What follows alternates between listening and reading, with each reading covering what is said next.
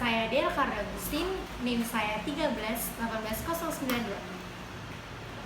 Hai, nama saya Brigita Kristalita, NIM 1318113. Oke, pembahasan pertama yaitu sejarah dari Kaspersky. Kalian tahu gak sih siapa pendiri dari Kaspersky? Belum tahu kan? Jadi, pendiri dari Kaspersky yaitu Eugene Valentinovich Kaspersky, atau yang biasa dikenal dengan Eugene Kaspersky.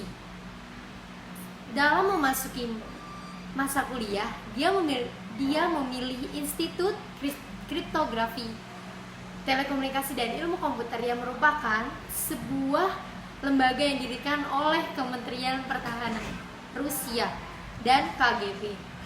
Kriptografi telah menjadi bagian dari ilmu matematika dan ilmu komputer dalam bidang pengamanan informasi dan rekayasa software.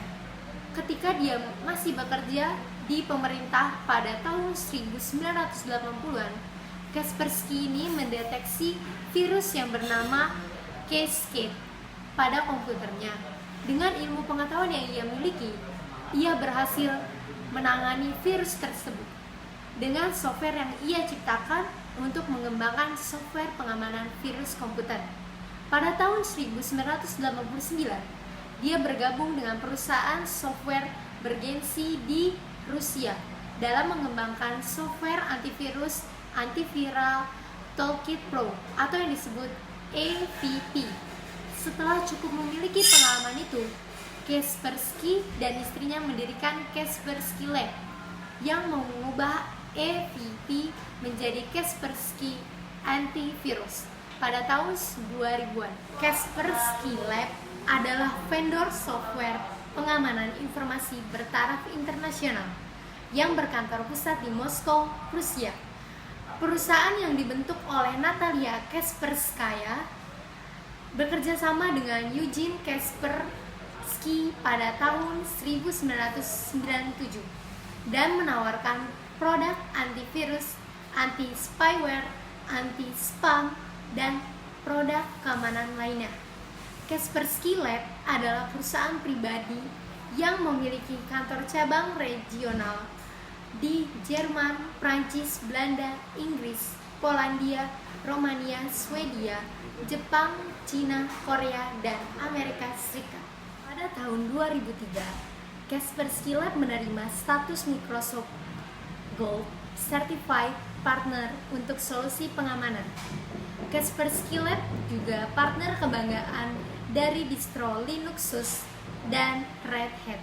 Dan pada tahun 2005, majalah Red Herring memasukkan Kaspersky pada daftar Red Herring 100 Eropa, yang merupakan daftar 100 perusahaan pribadi di Eropa yang berperan penting bagi investasi teknologi. Tahun 2014, Kaspersky menerbitkan laporan Global IT Security Risk Survey dan menganalisa lebih dari 350.000 sampel malware per harinya.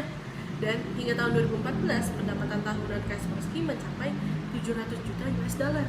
Dari sisi pendapatan, Kaspersky Lab masuk peringkat keempat sebagai vendor terbesar antivirus global, sekaligus menjadi perusahaan Rusia pertama yang masuk dalam peringkat perusahaan software terkemuka di dunia. Pembahasan selanjutnya adalah kegunaan dari Kaspersky Lab. Nah, Kaspersky Lab menyediakan layanan luas untuk menemukan kebutuhan khusus konsumen yang membutuhkan kepastian pengamanan data. Kaspersky Lab membuat, menerapkan, dan mendukung solusi perusahaan dan menyediakan layanan konsultasi berjalan seperti update antivirus, database setiap jam, dan dukungan teknis sepenuh waktu dalam cakupan semua bahasa. Portofolio Kaspersky Lab memiliki cakupan penuh solusi yang memenuhi kebutuhan semua klien-klien dari pengguna rumahan sampai perusahaan besar. Hari ini, banyak perusahaan besar mempercayai kepada Kaspersky Lab pengamanan datanya termasuk Airbus, Stemcor, BBC Worldwide, Tatneft, Telkom Italia Mobile, Faber-Castell, dan French Telecom, dan juga Kementerian Asing Italia dan Kementerian Pendidikan Prancis. Kaspersky dibuat dengan tujuan untuk mengembangkan, memproduksi, dan mendistribusikan solusi pengamanan informasi yang melindungi konsumen dari serangan-serangan IT dan memungkinkan perusahaan mengatur resiko. Produk-produk Kaspersky dibuat untuk melindungi informasi dari virus, hacker, dan spam bagi pengguna personal dan perusahaan, serta menawarkan layanan konsultasi dan dukungan teknis. Nah, pembahasan selanjutnya adalah fitur-fitur dari Kaspersky itu sendiri. Yang pertama adalah file antivirus. File ini mencegah infeksi sistem file komputer. Kaspersky Internet Security ini menyadap setiap upaya untuk mengakses berkas dan memindai berkas terhadap adanya virus dan malware lain. Selanjutnya, yang kedua, mail antivirus. Fitur ini memindai pesan email yang masuk dan keluar pada komputer dan tersedia untuk penerima jika mengandung objek yang berbahaya. Jadi, kita mendapatkan notifikasi email apabila pesan tersebut mengandung objek yang berbahaya. Yang ketiga, web antivirus. Web antivirus ini menyadap dan memblokir eksekusi skrip pada situs web jika menimbulkan ancaman. Selanjutnya, yang keempat, IM antivirus. Fitur ini memastikan pengguna klien IM secara aman. Dan fitur ini melindungi informasi yang datang ke komputer melalui protokol IM. Yang kelima, kontrol aplikasi. Fitur ini mencatat tindakan yang dilakukan oleh aplikasi di sistem operasi dan mengelola aktivitas aplikasi berdasarkan grup tempat komponen menetapkan aplikasi. Selanjutnya, yang keenam, pengelola aplikasi. Fitur ini memungkinkan kita untuk mengelola aplikasi yang terinstal pada komputer dan mengontrol perubahan yang dibuat oleh aplikasi pada pengaturan sistem operasi. Yang ketujuh, perlindungan webcam.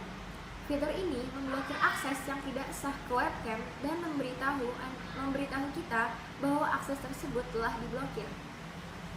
Selanjutnya, yang kedelapan, firewall. Fitur ini memastikan keamanan kita saat menggunakan jaringan lokal dan internet. Yang kesembilan, monitor jaringan. Fitur ini dirancang untuk kegiatan network monitoring secara real time. Selanjutnya, 10. Sistem watcher. Fitur ini mengurungkan perubahan yang dibuat pada sistem operasi oleh malware. Fitur ini melindungi terhadap malware termasuk exploit, pengunci layar, dan penginskripsi yang menginskripsi data dan meminta tebusan untuk memulihkan berkas ke status aslinya. Ke-11, anti-spam. Anti-spam ini terintegrasi ke klien email yang terinstal pada komputer dan memindai semua pesan email yang masuk terhadap adanya spam. Yang ke-12, anti-phishing. Fitur ini memungkinkan untuk memeriksa URL untuk mengetahui apakah URL termasuk dalam daftar URL phishing. Ke-13, anti-banner. Fitur ini memblokir banner iklan di situs web dan aplikasi antarmuka. Ke-14, browsing pribadi. Fitur ini mendeteksi permintaan yang dikirimkan oleh browser ke layanan pelacakan dan dapat mengubah permintaan dan respon dari layanan pelacakan sedemikian rupa sehingga melindungi kita dari pelacakan aktivitas online. Sekarang yang terakhir kita langsung masuk ke cara menginstal, cara download, sama cara aktivasiin Kaspersky kamu di PC kamu atau di Windows kamu atau di Mac. Langsung aja, kalau kalian punya CD-nya, kalian tinggal langsung ekstrak files dari CD-nya ke PC kamu, atau kalau kalian nggak punya filenya atau CD-nya, kalian bisa langsung ke web, terus nanti aku bakal kasih webnya, terus langsung di install dari webnya, dia bakal ada di description box linknya. Langsung kita masuk, kalau kalian udah download, langsung dipencet aplikasinya yang buat installernya, terus kalian tungguin aja sampai dia extracting installation filenya selesai. Setelah selesai, kalian bisa dicentang-centangin aja semua yang harus dicentangin, kayak start, expand internet security, terus di acceptin iniannya, up security dari Kaspersky-nya. Setelah finish,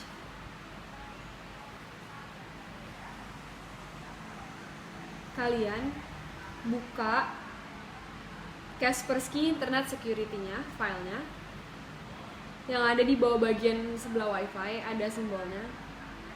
Nanti dia bakal muncul, terus kalian pencet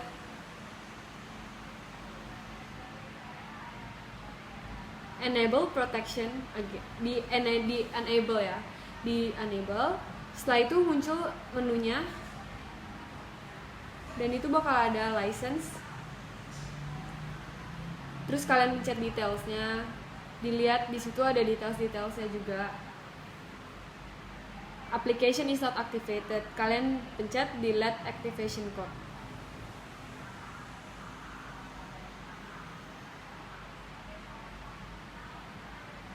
Setelah itu dia bakal ada tulisan application is not activated dan license is missing. Setelah itu kalian bakal masukin enter activation code-nya, itu yang dari license 91 day text. Itu bakal ada di situ. Kalian tinggal copy, nanti aku coba bakal masukin juga. Tinggal di paste. Itu bakal ada tulisannya 4CH sekian. Langsung kalian activatein aja. Terus kalian connect ke internet wifi-nya kalian sendiri juga.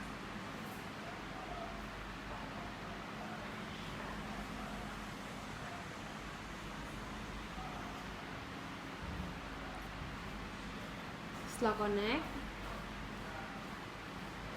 kalian langsung activatein aja Kaspersky-nya.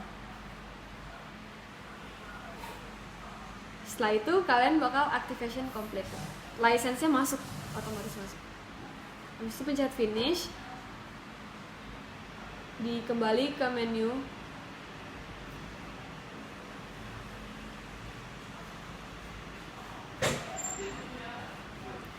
Itu ada trialnya kayak 91 days remaining gitu. Itu gak apa-apa, itu masih bisa dipakai. Kalian refresh, new, terus kalian bikin notepad.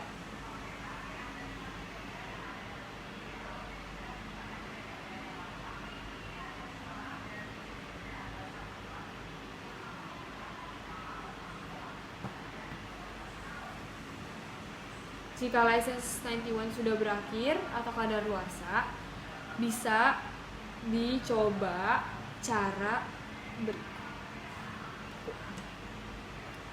ikutin terus lah.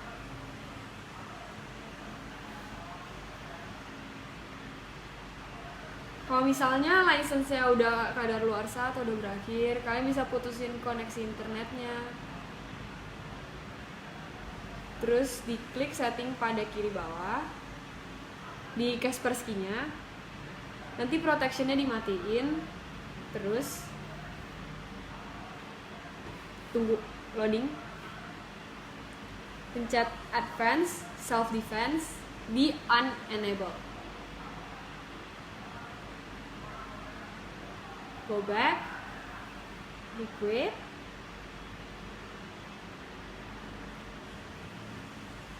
Setelah semuanya dia nonaktifkan, tadi udah di exit kan.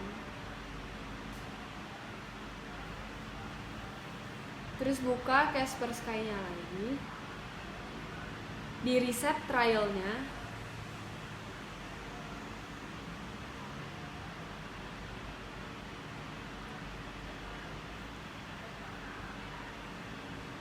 Di reset trial Kaspersky. Lalu masukkan kembali serial license yang 91 days yang tadi udah dimasukin pertamanya. Terus kalau misalnya udah habis lagi, tinggal dilakuin lagi aja kayak gitu. Sudah. Selamat mencoba. Terima kasih. Nah, segitu aja penjelasan dari kami. Kurang lebihnya mohon maaf. Wassalamualaikum warahmatullahi wabarakatuh. Thank you for watching. Bye bye. Semoga bermanfaat. Semoga bermanfaat.